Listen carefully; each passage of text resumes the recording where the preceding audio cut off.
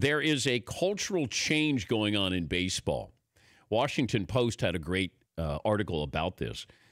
There's still players who want to have the old school mentality, but there's this new wave of baseball player.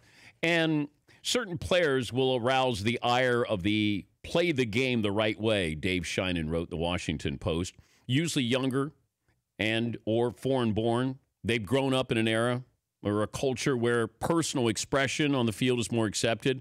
They play the game with more flair than their predecessors, and they have to be good or great, or what they do doesn't matter.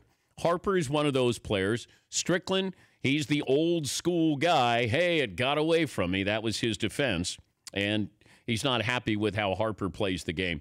Do you remember back in 2012, Cole Hamels facing a 19-year-old Bryce Harper? He hits him, first time he faces him, hits him in the middle of the back. For no other reason than he didn't like the way Harper played the game. See, that's holding on to that old school mentality. What if Harper didn't like the way Cole Hamels played the game and decided to beat him up? Are we okay with this? What can a batter possibly do other than take you deep? Hey, that bat slipped out of my hands. Hey, that helmet slipped. Oh, that's right, it did.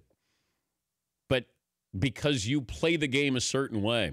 I think baseball is coming to the crossroads here of understanding what a younger audience might be interested in. You need a dozen more Bryce Harpers. You need that. You need flair. You need style. You need substance. And somebody who's great.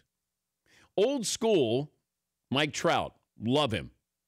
We could use another dozen of him as well. But Bryce Harper is a great player as well. And he has flair. Now, I look at him the way I do Odell Beckham in the sense of that kids can look at him, like him, appreciate him, be entertained by him.